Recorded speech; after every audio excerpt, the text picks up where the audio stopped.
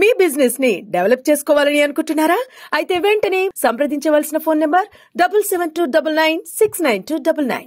భారతదేశంలో తెలంగాణ మొట్టమొదటి కుల జనగణన చేసిన రాష్ట్రంగా చరిత్రకెక్కిన పరిస్థితి మనమందరం కూడా సంతోషించాల్సింది.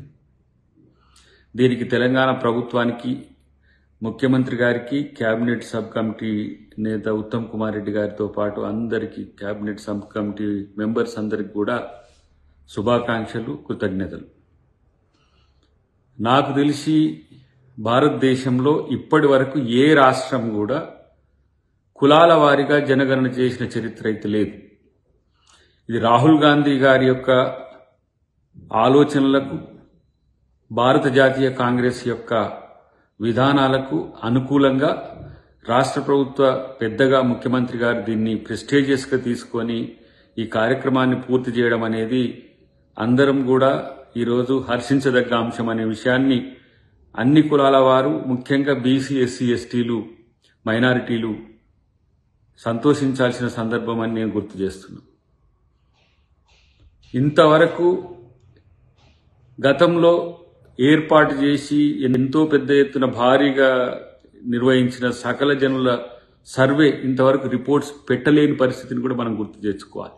కులాల జనాభా వివరణను తెలుసుకొని సీక్రెట్గా దాన్ని దాచిపెట్టి ఆ కులాలకు ఏ విధంగా గొర్రెలు, బర్రెలు, లేకపోతే ఇతరత్ర చేపలు ఇట్లా అని చెప్పి ఆర్థిక తాయిలాలు ఇచ్చి ఈరోజు ఆ ఓట్లను వాడుకునే స్థితిలో గత ప్రభుత్వం ఆలోచించింది. అది కూడా సీక్రెట్ రిపోర్ట్ నట్లనే ఉంచింది. కానీ ఈ ప్రభుత్వం షార్ట్ టర్మ్లో 2-3 నెలల లోపే ఒక కమిటీ వేయడం, ఆ కమిటీ రిపోర్ట్ ఇవ్వడం, దాన్ని డిస్క్లోజ్ కూడా చేసిన చరిత్ర ఇంతవరకైతే దేశంలో లేదు.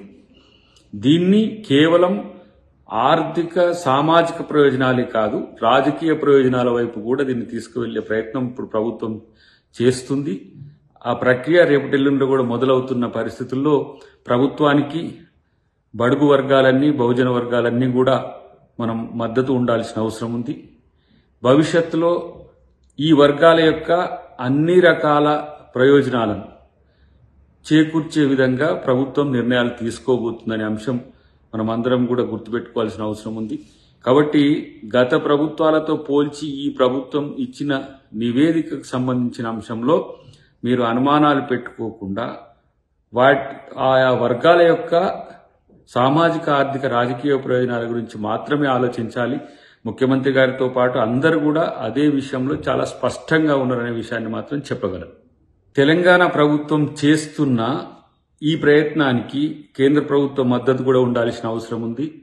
సామాజిక శక్తుల యొక్క బలం కూడా ఉండాల్సిన అవసరం ఉంది. ప్రజా సంఘాలు, కుల సంఘాలతో పాటు ఇలా పౌర సమాజం కూడా దీనికి మద్దతు తెలిపి చేయబోతున్న సామాజిక అభివృద్ధి కొరకు చేయబోతున్న అంశాలన్నింటిలో కూడా మీ వంతు సహకారాన్ని అందించాల్సిన అవసరం ఉంది. విమర్శలు, ప్రతి విమర్శలు, లేదంటే రాజకీయ కారణాలతో కొంతమంది చేసే స్టేట్మెంట్స్ మనం పట్టించుకోవాల్సిన అవసరం ఉండదు. కానీ డెఫినెట్గా ఈ కుల జనగణన అనేది ఒక రెవల్యూషన్ ఇండియాలో కాబోతున్నది. బీజేపీ ప్రభుత్వానికి కూడా మేము విజ్ఞప్తి చేస్తున్నాం, మీరు 2025లో చేసే జనాభా గణన కూడా కులాల వారీగా చేయాలని చెప్పి దాన్ని ముందుగా కాంగ్రెస్ పాలిస్తున్న రాష్ట్రాల్లో దాన్ని అమలు చేయాలనే ఉద్దేశంతో ఇక్కడ మేము ఏర్పాటు చేసినాం. కాబట్టి మోదీ గారి ప్రభుత్వం కూడా కుల జనగణనకు 2025ను బేస్గా చేసుకుంటే అన్ని రకాల అంశాల్లో స్పష్టతకు అవకాశం ఉంది. ఇది కేవలం రాజకీయ ప్రయోజనాలు మాత్రమే కాదు. మీరు ఒక ఓబీసీగా ఉండి ఈరోజు ఓబీసీలకు చట్టసభల్లో రిజర్వేషన్ల నుంచి మొదలు పెడితే మహిళా రిజర్వేషన్లు, అన్ని వర్గాల బడుగుల యొక్క సామాజిక, ఆర్థిక ముఖ చిత్రాన్ని మార్చే రాజకీయ ప్రయోజనం కూడా చేకూర్చేందుకు మీరు ముందుకు రావాల్సిన అవసరం ఉంది.